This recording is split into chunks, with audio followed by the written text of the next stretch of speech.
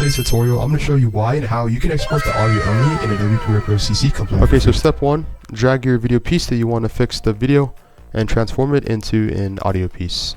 The next step is to add an endpoint, Control I, and then go to the end of the clip and click O or Control O for an out point.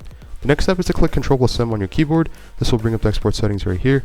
Now you guys and girls may be familiar that I make videos similar like this, where I basically transform the video and then I change it or transform it into an MP3 audio or audio file piece. Okay, so under the file format, click the drop down arrow and then locate where it says MP3, and then under here, under the preset, do the same thing. Click the third option, which is the highest quality audio. So this is what this is going to fix the video in Adobe Premiere Pro, and click your output name, save it, and then click export. And this is the before.